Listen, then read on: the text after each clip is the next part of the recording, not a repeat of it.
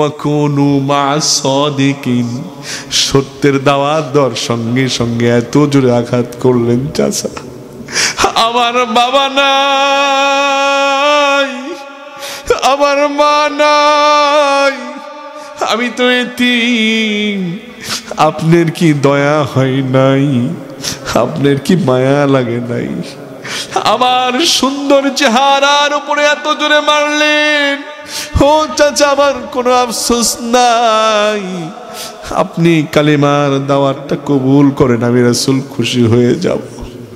সঙ্গে সঙ্গে আবু জেহেল এতিমের বাচ্চা, এতিম গোলামের পুত গোলাম বলে এমন মার শুরু করলেন, রাসূলকে জামার কলার ধরে টেনে হেঁচড়ে ঘরে ঢুকালেন, উপর জবরে আঘাত করলেন, মারতে মারতে রাসূলের ঠোঁট মোবারককে ফাটিয়ে ফেললেন। রাসূলের ঠোঁট দিয়ে রক্ত পড়ে জমিন রক্তাক্ত হয়ে যাচ্ছে। ফেরেশতারা ডাক দিয়ে বলেন, রাসূল একবার অনুমতি দেন, আবু জেহেলের ভাগ্য খারাপ হয়ে যাবে। রাসূল ডাক দিয়ে বলেন, না না, আল্লাহ আমাকে কারো ভাগ্য খারাপ বানাইতে পাঠায় নাই, আল্লাহ মানুষের ভাগ্য পরিবর্তনের জন্য আমি রাসূল আমাকে পাঠিয়েছে। আমি এতিম, বড্ড মনে পড়ে গেছে আমার বাবার কথা, যে মা আমাকে দুধ খাইয়ে মানুষ করেছেন, আমি আমার মায়ের দুধও বেশি দিন খেতে পারি নাই, দুধ মায়ের কাছে মানুষ হয়েছি, মার কাছে বেশি থাকারও সৌভাগ্য আমার হয় নাই। না জানি আমার বাবা আব্দুল্লাহ যদি বেঁচে থাকতো, না জানি আমার মা যদি দুনিয়ায় থাকতো, আমাকে আগলিয়ে রাখতো, আর কারো আমাকে মারার সাহস হতো না। এটা ভেবেই খারাপ লাগছে, অন্য কোনো আফসোস নাই।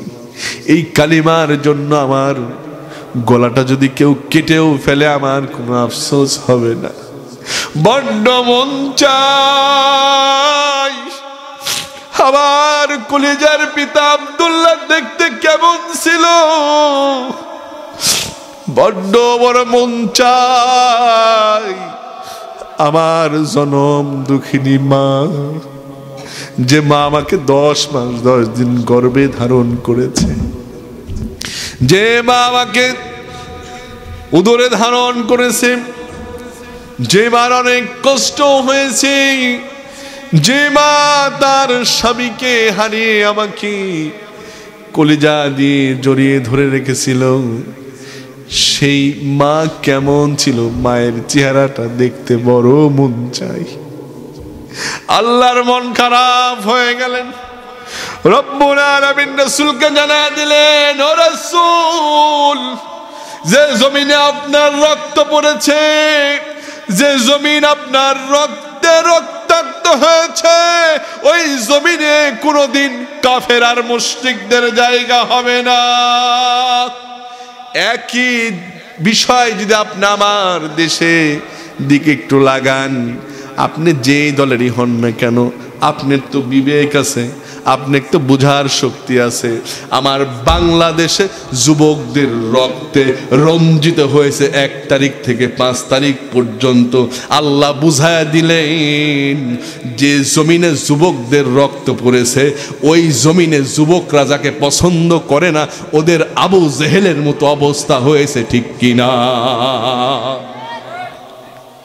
ঠিক কিনা বলে প্রিয় ভাইরা? এই জন্য ওয়ালিদুল ইয়তীম, যারা রাসূলের মতো এতিম, যাদের আপনার মতো বাবা মা নাই, যাদের বাবা মা দুনিয়া থেকে চলে গেছে, ওদের মাথায় হাত দিবেন, বলবেন, বাবা চিন্তা করো না, আমি তোমার পাশে আছি। আল্লাহ বলছেন যে মানুষ বাবা মা হারা, পিতা হারা সন্তানের মাথায় হাত রেখে তাদেরকে অভয় দেয়, তাদেরকে সান্ত্বনা দেয়, আল্লাহ বলেছেন, আমি আল্লাহ আমার আরশ এই বান্দার উপরে আমি আল্লাহ খুশি হয়ে যাই। একটু জোরে বলবেন না সুবহানাল্লাহ? আরো জোরে বলেন। তাহলে কি আমরা এতিমদেরকে দূর দূর করে তাড়িয়ে দেব, না রাসূলের কথা স্মরণ করে তাদেরকে সমস্ত ভালোবাসা দিয়ে বুকে আগলিয়ে রাখবো? রাখবো তো ইনশাআল্লাহ। প্রিয় ভাই ও বন্ধুগণ, রাসূল কত আধুনিক ছিলেন, রাসূলের কর্মসূচিগুলো কত বিজ্ঞানসম্মত, রাসূলের কর্মসূচিগুলো কত যুক্তিযুক্ত। জোরে বলেন আল্লাহু আকবার। আল্লাহ বলছেন 5টা কাজ যারা করবে তারা বিজয়ী হবে দুনিয়াতে, কিয়ামতের ময়দানে এবং জান্নাতের মধ্যে। জোরে বলেন সুবহানাল্লাহ। মান কানা লাহু উখতান আও বিনতান, জোরে বলেন আল্লাহু আকবার। রাসূল ডাক দেয়া বলেন, আমার মা বোনেরা খুব মনোযোগ সহকারে শুনবেন, এই পয়েন্ট আপনাদের জন্য। রাসূল ডাক দিয়ে বলেন, সমাজের মধ্যে, পরিবারের মধ্যে, রাষ্ট্রের মধ্যে, ইউনিয়নের মধ্যে, পাড়ার মধ্যে, মহল্লার মধ্যে, মান কানা লাহু উখতান, যার 2টা বোন থাকবে, আও বিনতান, মেয়ে থাকবে, বোন অথবা, এটা কথা বলেন, বোন অথবা, খুব ভালো করে শুনে যান, বোন অথবা মেয়ে, যার মধ্যে থাকবে, যার 2টা কন্যা সন্তান থাকলো, আল্লাহ রাসূল বলেন ওই কন্যা সন্তানদেরকে পর্দা শিখাবে, ইসলামী শিক্ষায় শিক্ষিত করবে, তাদেরকে সুন্দরভাবে পর্দার মধ্যে রেখে সুন্দর পাত্রে পাত্রস্থ করবে, কোনো অবৈধ প্রেমের সাথে জড়িত হতে দেবে না, কোনো ভুল কাজ 2টা কন্যা সন্তানকে করতে দেবে না। আল্লাহ রাসূল বলেন তার জায়গা হবে আমি রাসূল, আমার সাথে জোরে সুবহানাল্লাহ। আও উখতান, যার 2টা বোন থাকলো, উপযুক্ত বড় ভাই যদি আপনি হন, বোনকে শাসন করবেন, কোনো বেপরদা বেহাভাবে চলতে দিবেন না, মুশারি মার্কা জামা পরতে দিবেন না, ঠোঁটের লিপস্টিক দিয়ে বাজারে যেতে দিবেন না, তাদেরকে পর্দার মধ্যে পড়াশোনা শেখাবেন, স্বশিক্ষায় শিক্ষিত করবেন, তাদেরকে পর্দার মধ্যে রাখবেন, সুন্দর আদব কায়দা শিক্ষা দিবেন। এরপরে বোনকে সুন্দর দেখে, জামাই দেখে, পাত্র দেখে পাত্রস্থ করবেন।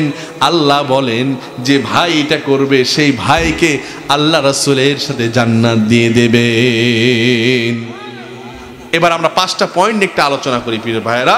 আল্লাহ রাসূল বললেন 1 নম্বর হচ্ছে কাসরাতুস সুজুদ, যারা বেশি বেশি সিজদা করবে। বলেন তো, যারা বেশি বেশি আল্লাহর কাছে সিজদা করবে এদের কখনো খারাপ হওয়ার সম্ভাবনা আছে?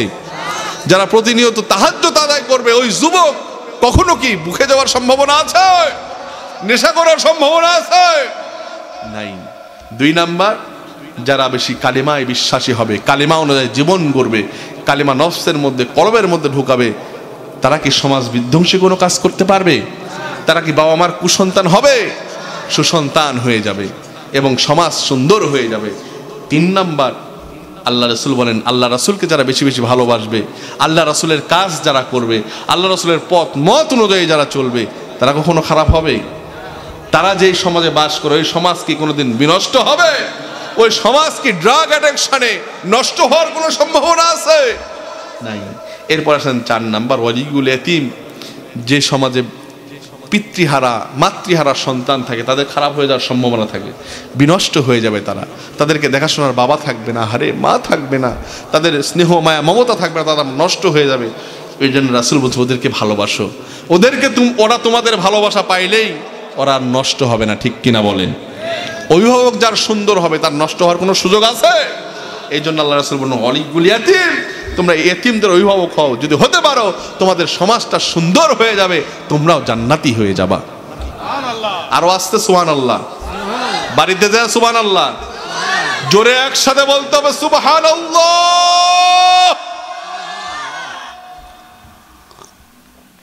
প্রিয় ভাইরা, আমরা কি আলোচনাকে বুঝতে পারছি? চলবে না বন্ধ হবে? একটু চলবে না বন্ধ হবে? কারা কারা চলবে একটু হাত উঁচু করেন দেখি, কারা কারা চলবে? লিল্লাহে তাকবীর, হাত নামান। সর্বশেষ যে পয়েন্টটা সেটা দেখেন, বলছেন মান কানা লাহু উখতান আও বিনতান, তোমাদের যাদের 2টা বোন আছে অথবা 2টা কন্যা সন্তান আছে, দেখেন এই যুবকেরা লক্ষ্য করো, সমাজের সবচাইতে বিশৃঙ্খলার প্রধান উপাদান হচ্ছে নারী জাতি, ঠিক কিনা বলেন? মা বোন রাগ করেন না, মা বোন রাগ করেন না, ঠিক কিনা বলেন? এই নারী জাতিটা যেন সুন্দর থাকে রাসূল শিখায় দিলেন, গন্ডগোল হবে না, ফাসাদ হবে না। কারণ ইহুদি খ্রিস্টান নাসারা মুশরিকেরা সর্বপ্রথম মুসলমানদেরকে বিনষ্ট করার জন্য নারীকে ব্যবহার করে, ঠিক কিনা? এই জন্য রাসূল বলেছেন, তোমাদের বোন এবং তোমাদের কন্যাদেরকে সংযত করো, চেপে ধরো, তাদেরকে শাসন করো, আবৃত রাখো, ওপেন করো না, তাদেরকে প্রকাশ করো না, তাদেরকে মূল্যহীন করো না, তাদেরকে মূল্যবান করো এবং মূল্যবান পাত্রের কাছে পাত্রস্থ করো। তোমাদের সমাজ সুন্দর হয়ে যাবে, তোমাদের সমাজে যৌতুকের অভিশাপ থাকবে না, তোমাদের সমাজে জেনার অভিশাপ থাকবে না, তোমাদের সমাজে ধর্ষণের অভিশাপ থাকবে না, তোমাদের সমাজ জান্নাত হয়ে যাবে, ঠিক কিনা? রাসূলের এই 5টা কর্মসূচির মধ্যে বিজ্ঞানসম্মত ভাব আছে না নাই? এই 5টা কর্মসূচি আমরা পালন করবো তো ইনশাআল্লাহ? ইনশাআল্লাহ। প্রিয় ভাইরা, এবার আসেন আমরা সংক্ষেপে, যেহেতু সময় সংকীর্ণ, 12টা বেজে গেছে, শেষ করে দিই নাকি? হ্যাঁ, শেষ করে দেবো? চলবে? চলবে কতক্ষণ? সারা রাত চলুক? চলুক, হুজুর মরুক। প্রিয় ভাইরা, আলহামদুলিল্লাহ, কলেজাটা ভরে গেছে। প্রিয় পাবনাবাসী, আপনাদের ভালোবাসা আমি সিক্ত হলাম। আল্লাহ, তুমি আজকের এই ওয়াজ অনুযায়ী আমাদেরকে সকলকে আমল করার তৌফিক দান কর, জোরে বলেন আমিন। প্রিয় ভাই ও বন্ধুগণ, আমরা 5টা আমল শিখলাম। এই 5টা আমল যদি আমরা করতে পারি, তাহলে আল্লাহ রাসূল সাল্লাল্লাহু আলাইহি ওয়াসাল্লাম বলেছেন, যারা আলোচিত এই 5টা আমল করতে পারবেন, এই সাব্বাবা আর উস্তাদ যেরকম পাশাপাশি অবস্থায় থাকবে, এই সাব্বাবা আর উস্তাদ যেরকম লাগালাগি অবস্থায় আছে, রাসূল বলেন কাল কিয়ামতের ময়দানে ওই উম্মত আমার সাথে এরকম লাগালাগি অবস্থায় থাকবে।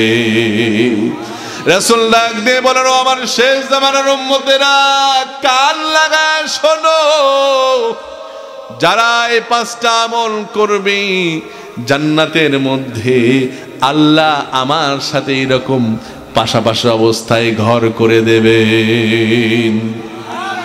আর আল্লাহ রাসূল বলেন, যারা 5টা কাজ করবে, ফালাইসা মিন্নি, আমি রাসূল তাদেরকে উম্মত বলেই পরিচয় দেব না। নাউযুবিল্লাহ বলেন। তার মানে 5টা কাজ আমাদেরকে করতে হবে। আর রাসূল বলেন, যে সমস্ত উম্মতের মধ্যে 5টা গুণ থাকবে, ফালাইসা মিন্নি, আমি রাসূল ওদেরকে উম্মত বলে পরিচয় দেব। এই যুবকেরা, তোমরা তো খুব বললা হুজুর চলুক, এবার তোমাদের কিন্তু গরম করতে হবে ময়দান। পারবা না ইনশাআল্লাহ? পিছনের যুবকেরা হাত উঁচু করে, পারবা তো ইনশাআল্লাহ? 5টা আমল করা যাবে? করা যাবে না।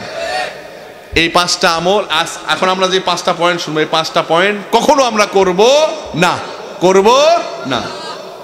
তার মধ্যে আল্লাহ রাসূল বলেন, ফালাইসা মিন্নি, কত বড় কথা, তাদেরকে আমি উম্মতই বলবো না যারা 5টা কাজ করবে।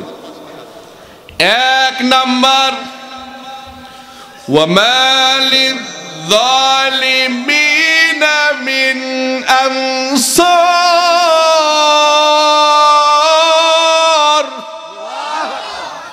জোরে বলো, ঘোষণাটা কার? আল্লাহ। ঘোষণা কার? এই যুবক, প্রিয় ভাই ও বন্ধুগণ, আল্লাহ রাব্বুল আলামিন বলেন, ওয়ামা লিয-যালিমিনা মিন আনসার। যারা জালিম হবে, আল্লাহ এদেরকে ভালোবাসবেন না। আল্লাহ আবার বলেন, ওয়ালা তারকানু ইলাল্লাযীনা যালামু ফাতামাসসাকুমুন নার। আল্লাহ আবার ডাক দেয়া বলেন, বান্দা, জালিম তো হওয়া যাবেই না, জালিমের দল তো করাই যাবে না, তাদের আশেপাশে যাওয়া যাবে না। আল্লাহু আকবার। আল্লাহ আবার জানায় দেন, প্রিয় বান্দারে, জালিম হওয়া যাবে না, কারণ আমি আল্লাহ জালিমদেরকে ভালোবাসি না। এটাও কোরআনের মধ্যে আল্লাহ বলছেন, ইন্নাল্লাহা লা ইউহিব্বুয যালিমিন।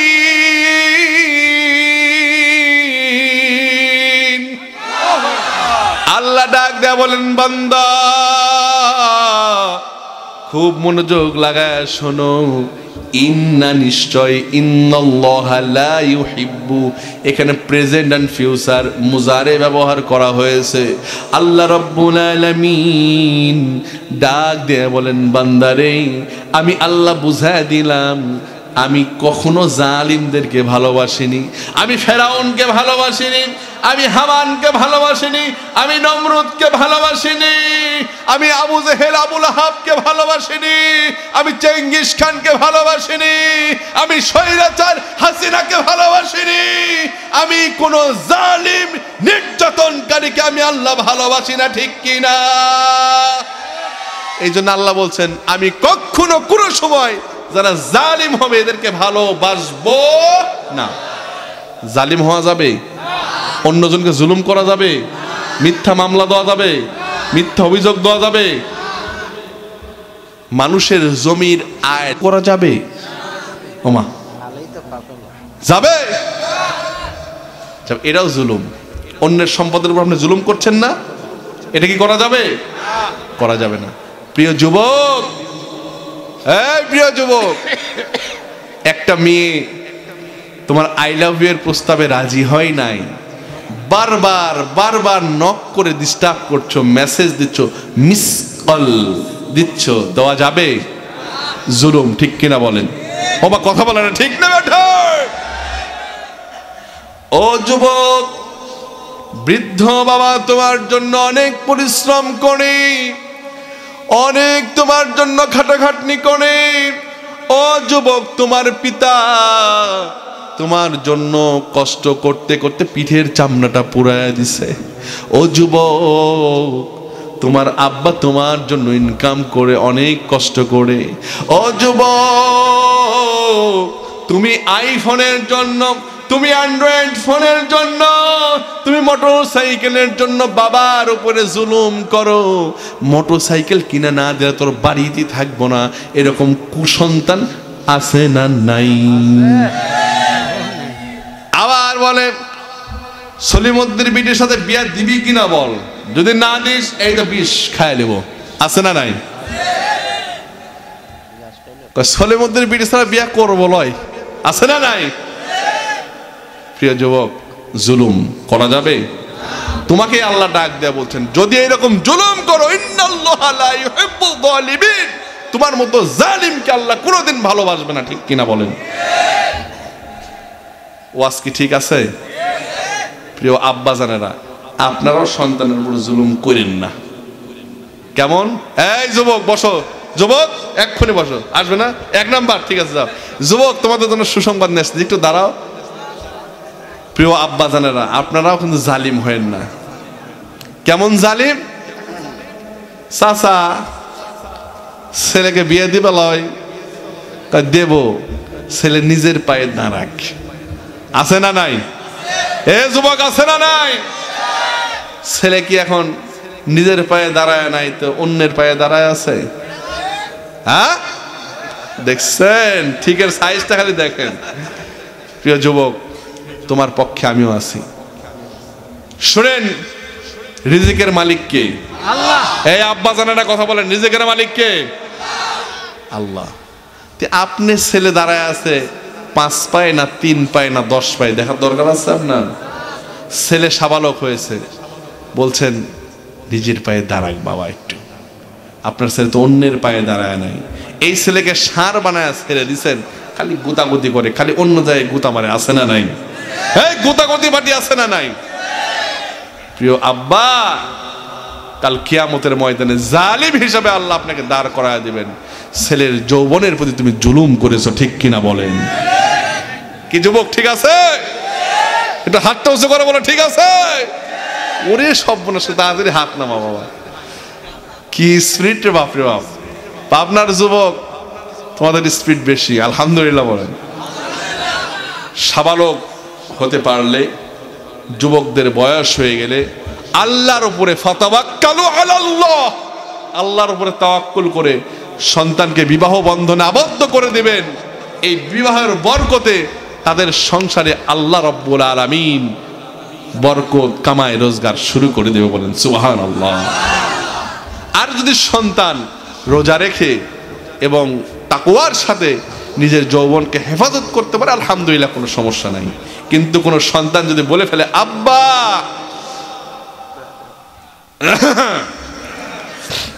তখন বুঝে নিতে হবে একে ষাঁড় বানানো যাবে না, ছেড়ে দিলেই যে কোনো জায়গায় সম্ভাবনা আছে, ঠিক কিনা? এই জন্য আমরা আমাদের সন্তানদেরকে ষাঁড় বানাবো না, আমাদের সন্তানদেরকে হযরত আবু বকর, ওমর, আলী, উসমান রাদিয়াল্লাহু তাআলা আনহুর মতো বানাবো, বলেন ইনশাআল্লাহ। আল্লাহ কবুল করেন, জোরে বলেন আমিন। তার মানে জালিম শুধু শেখ হাসিনা একাই না, আমাদের মধ্যেও জালিম আছে না নাই? শুধু বক্তারা খালি ওকেই জালিম বানাচ্ছে, কিন্তু আমার ঘরের মধ্যেই যে বড় জালিম আছে এটা আমাদের মধ্যে নাই, ঠিক কিনা বলেন? ও যুবক, ও বিবাহিত আমার বড় ভাইয়েরা, নতুন বিবাহ করেছ, সুন্দরী বউ পেয়ে আম্মা জানকে ভুলে গেছ, রব্বুল আলামিন তোমাকে ডাক দিয়ে বলছেন ওয়াবিল ওয়ালিদাইনি ইহসানা। আল্লাহ ডাক দিয়ে বলেন যুবক, নতুন বউয়ের রূপ যৌবনে ডুব দিও না, নতুন বউ পেয়ে দুনিয়াকে ভুলে যেও না। বউ বলে শ্বশুর শাশুড়ি। প্রিয় ভাই বন্ধুগণ, আল্লাহ বলছেন ওয়াবিল ওয়ালিদাইনি ইহসানা।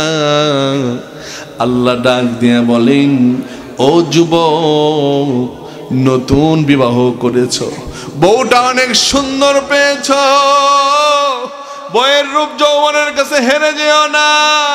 ও যুবক, তোমাকে আমি আল্লাহ কুরআন দিয়ে স্মরণ করায় দিলাম, তোমার উপরে বড় একটা দায়িত্ব দিয়েছি। দায়িত্ব হলো বিল ওয়ালিদাইনি ইহসানা, তুমি তোমার বাবা মার সাথে সুন্দর আচরণ করবা। তোমার বউয়ের কথা শুনে বাবা মাকে দোষারোপ করবে না, বাবা মার সাথে খারাপ আচরণ করবে না। ও যুবক, গভীর মনোযোগ দাও। ও যুবক, কথা বলা যাবে না, আমার দিকে তাকায় চুপচাপ শোনো। বাবা মার সাথে খারাপ আচরণ করা যাবে না। রব্বুল আলামিন তোমাকে ডাক দিয়ে বলেন, তোমার স্ত্রী যখন তোমার বাবা মার বিরুদ্ধে কথা বলবে, এই স্ত্রীকে সাফ সাফ জানিয়ে দাও তুমি আমার আদরের, তুমি আমার ভালোবাসার, তোমার অধিকার সব থেকে বেশি। কিন্তু মনে রাখবে তোমার আর আমার আল্লাহ আমার বাবা মা সম্পর্কে কোরআনের মধ্যে বলে দিয়েছেন ওয়াবিল ওয়ালিদাইনি ইহসানা। তুমি যে আমার আব্বার নামে আমাকে কমপ্লেন করলা, তুমি যে আমার আব্বাকে আমার কাছে খারাপ বানাইলা, তুমি যে আমার আম্মাকে আমার কাছে বুড়ি শব্দ উচ্চারণ করলা, আমার বাবাকে বুড়া বানায় দিলা, মনে রেখো তাদের অক্লান্ত পরিশ্রমের জন্য আমি তোমাকে পেয়েছি। এই জন্য যাদের জন্য তোমাকে পেয়েছি তাদেরকে ভুলতে পারবো না। তুমি চলে গেলে তারা আবার আরেকটা এনে দেবে, ঠিক কিনা? বাবা মাকে ভোলা যাবে? আল্লাহ রাব্বুল আলামিন ডাক দিয়ে বলেন, আমার মায়েরা, আমার বোনেরা, খুব মনোযোগ সহকারে শুনবেন। আল্লাহ রাব্বুল আলামিন ডাক দিয়ে বলেন, আপনি একদিন মা হবেন, ও যুবক তুমিও একদিন বাবা হয়ে যাবা। একটু চোখের পানি ছেড়ে দাও। যায় বাবা মা অনেক কষ্ট করে আমাদেরকে মানুষ করেছেন, যে বাবা মা বুকের তাজা রক্ত পানি করে আমাদেরকে লালন পালন করেছেন, আল্লাহ রাব্বুল আলামিন ডাক দিয়ে তোমাকে আমাকে শিক্ষা দিয়ে দিয়েছেন, যুবক ওই আব্বা মার সাথে খারাপ আচরণ করো না। তোমার বাবা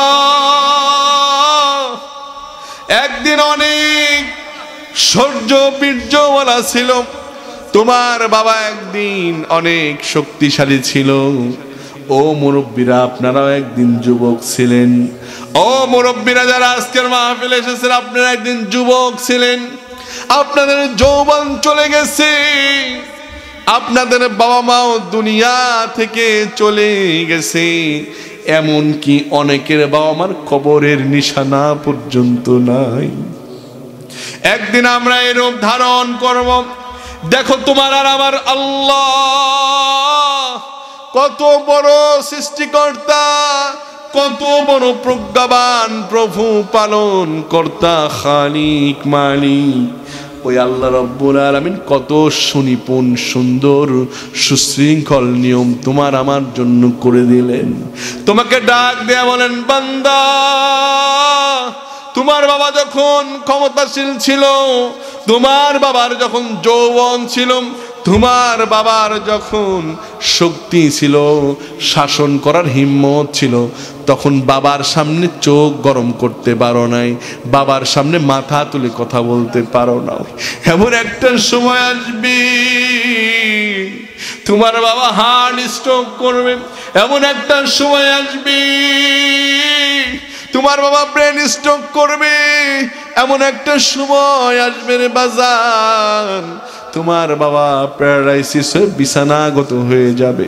এমন একটা সময় আসবে আপনি বৃদ্ধ হয়ে, প্যারালাইসিস হয়ে, শক্তি হারিয়ে আপনি বিছানাগত হয়ে যাবেন। ছোট বাচ্চার মতো আপনার ব্যবহার হবে। ও যুবক, তোমার মা ছোট বাচ্চার মতো তোমার কাছে হবে। তোমার স্ত্রীর বিরক্তের কারণ হবে, অযথা বায়না করবে, বলবে বাজান বড় মাছের মাথা খেতে মন চাই। স্ত্রী রেগে যাবে, বড় মাছের মাথা তোমার বাবা খাবে কেন, আমার ছেলে খাবে। ও যুবক, ওই সময়ের কথা আল্লাহ বলছে, অবিল ওয়ালিদাইনি ইহসানা। তোমার বাবা যখন বৃদ্ধ হবে, তোমার বাবার যখন শক্তি থাকবে না, তোমার বাবা যখন তোমার পরাধীন হবে, তোমার বাবা যখন তোমার ঘাড়ের উপরে চেপে বসবে, তোমার বাবা যখন পেশাব পায়খানা করার শক্তি থাকবে না, বিছানায় করে দেবে। রব্বুল আলামিন ওই সময়ের কথা স্মরণ করে বলেন, হবিল ওয়ালিদাইনি ইহসানা। তাদের সাথে রাগারাগি করো না, তাদেরকে বড় বড় চোখ করে তাকায়ও না, তাদেরকে বিরক্ত সূচক শব্দ উচ্চারণ করো না, তাদেরকে শব্দ তাদেরকে বলো না, বরং তাদেরকে সুন্দর ইহসানা, অর্থ হলো কল্যাণ সূচক আচরণ। তাদেরকে বলো, আব্বা তোমার কি কষ্ট হয়, বাবা ছোটবেলায় কত না আদর করেছো, ও আব্বা আমি সন্তান, আমি কেমন আচরণ করলে তুমি পিতা খুশি হবে। মার হাত দুটা জড়া ধরবা, মাকে ডাক দেয়া বলবে, মা ও মা, আমরা শুনেছি যখন শিশু ছিলাম তোমার এক কোল নাকি ভিজিয়ে দিয়েছে।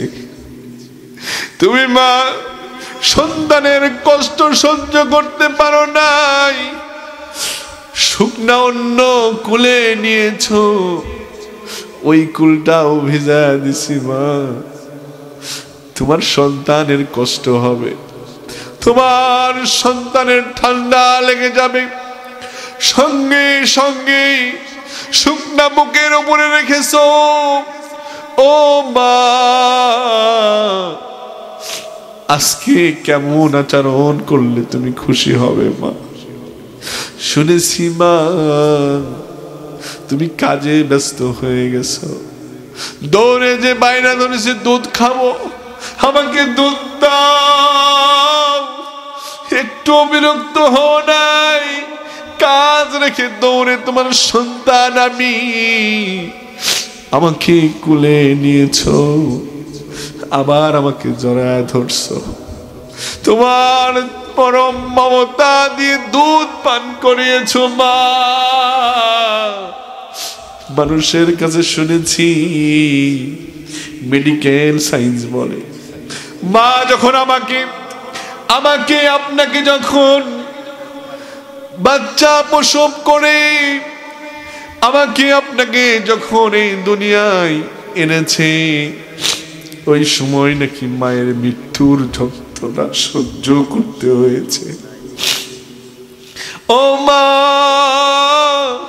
এত কষ্ট তুমি করলা, এখন বলো তুমি বৃদ্ধ হয়ে গেছো, তুমি আমার জন্য জান্নাত, বলো মা বলো বলো। বলো বাবা, বলো কি আচরণ করলে তুমি খুশি হবে? আমি তোমার সন্তান, কি খেতে চাও বলো? তোমার জন্য আমি সন্তান, আমি আমার সাধ্য মতো চেষ্টা করব। ও যুবক, ও আমার প্রিয় ভাইরা, তোমরা যারা শুনছো, তোমাদের যাদের মা আছে, বাবা আছে, কালকেই যে বলবা হুজুরের ওয়াজ শুনেছি, আমল করবা। আল্লাহ রাব্বুল আলামিন ডাক দিয়ে বলেন, ওয়াবিল ওয়ালিদাইনি ইহসানা। এই আয়াতের যারা আমল করবে, নিজের স্ত্রীর থেকে বাবা মাকে বেশি ভালোবাসবে, নিজের সন্তানের থেকে বাবা মাকে যারা বেশি ভালোবাসবে, রব্বুল আলামিন সুন্দর করে বলেন, ও বান্দা সুন্দর করে শুনে নাও, যারা আমল করবে আল্লাহ তাদের কপালকে চেঞ্জ করে, পরিবর্তন করে তাদেরকে দুনিয়ার শ্রেষ্ঠ সন্তান বানায় দেবে। ও সন্তানেরা, তোমরা অনেকে চোখ দিয়ে পানি ফেলছো, জনম দুঃখিনী বাবা মার জন্য কান্নাকাটি করছো। বিশেষ করে আমার বাবজানেরা, আমার মুরব্বীরা চোখের পানি ছেড়ে দিয়েছেন, কারণ তাদের নিজ হাত দিয়ে জনম দুঃখিনী বাবা আমাকে সারা জীবনের জন্য কবরে রেখে আসছে। কি নিদারুণ কষ্ট ভাই! আমি কবরের পাশে দাঁড়িয়ে থেকে দেখলাম, একটু চোখটাকে বন্ধ করে দেন। ও যুবক, তুমি একদিন বৃদ্ধ হয়ে যাবা, তুমি একদিন বাবা হবে, আমরা একদিন মুরব্বী হয়ে যাব, আমরা একদিন মরে যাব। আমাদের প্রিয় সন্তান আমাদের মায়া ভুলে যাবে, বাবা বলবে না, মা বলে ডাক দিবে না, মা বলবে লাশ লাশ, তাড়াতাড়ি গোরস্থানে নিয়ে যাও। কাঁধে করে খাটিয়া নিবে, আমি আর আপনি বলতে থাকবো, বাজান এত ভালোবাসলাম, সব ভালোবাসা শেষ হয়ে গেল আজকে। ও আমার প্রিয় সন্তান, তুমি কি জানো না তোমার বাবা নরম বিছানা ছাড়া ঘুমাতে পারে না? ও বাজান, তোমার মধ্যে আমি তোমার পিতা, তোমার কি একটু দয়া হয় না? একা থাকতে আমি পারি না। সন্তান কিচ্ছু শুনবে না, আপনাকে কবরে নামানো হবে। ওই সন্তান, যার সন্তান বাবাকে খুব ভালোবাসতো, ওই সন্তান কপালে হাত রাখবে, বলবে মিল্লাতি রাসূলিল্লাহ বলে চলে আসবে।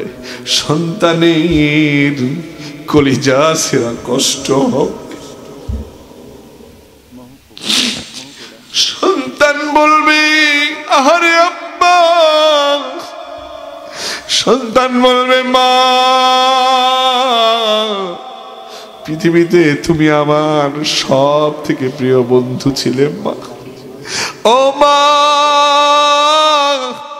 আব্বা কথা শুনতো না, আব্বা বাইনা পূরণ করতো না, মা তুমি বোঝা বোঝা আব্বাকে রাজি করতো। ও মা, কবরের মধ্যে রেখে গেলাম, আজকের পর থেকে আর কোনো দিন দেখা হবে না। সন্তানের কলিজা ছেঁড়া কষ্ট হবে, সন্তানের কলিজাটা ছিঁড়ে যাবে মায়ের মমতায়, মায়ের ভালোবাসায়, কিন্তু কিছুই করার থাকবে না প্রিয় ভাই। সন্তানের বাবার জন্য কষ্ট হবে, বাবার জন্য বাবার মমতাগুলো মনে পড়ে যাবে। আহারে বাবা কত কষ্ট করছে আমাদের জন্য, কতই না স্বপ্ন পূরণ করেছে। বাবা বাঁশবাগানে রেখে গেলাম, আর কোনোদিন দেখা হবে না। ও প্রিয় ভাই, এরপরে বাঁশের খাড়াল দিয়ে সারা জীবনের জন্য কবরটাকে বন্ধ করে দেব আমরা। আমাদের সন্তানেরা আমাদেরকে ঢেকে ফেলবে, তখনও কবর থেকে চিৎকার দেব, বাজান একা রেখে যেও না, কবরটা অন্ধকার হয়ে গেছে, বড্ড ভয় পাবো। কোনো মায়ার কোনো কিছুই কাজ করবে না। আপনার জন্য আর কেউ ভালোবাসা দেখাবে না। ও প্রিয় ভাই, ওই বাবা মা যার দুনিয়াতে আছে, সময় থাকতে মূল্যায়ন করো, বাবা মাকে ইহসান করো, বাবা মাকে মর্যাদা দাও, বাবা মার কথা মতো চলো। বৃদ্ধ বাবা মাকে গালি দিও না, বিরক্ত মনে করো না। বৃদ্ধ বাবা মার জন্য দোয়া করো। সবাই বলেন রব্বিরহামহুমা কামা রব্বায়ানি সগীরা। জোরে বলেন আমিন। প্রিয় ভাইয়েরা, আবেগী হয়ে পড়েছ, আমি বুঝতে পেরেছি, সকলের চোখে পানি। সুন্দর করে বাবা মাকে যখন মাটি দেওয়া হবে, এক মোট করে মাটি দেওয়া হবে, কবরটা অন্ধকার হয়ে যাবে। কবরের মধ্যে এক চিলতে বাতাস প্রবেশ করবে না, কবরের মধ্যে একটু আলো যাবে না।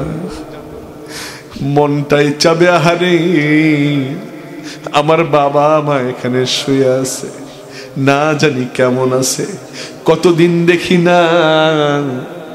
আব্বা আমার মুখ না জানি কতদিন দেখা হয় না।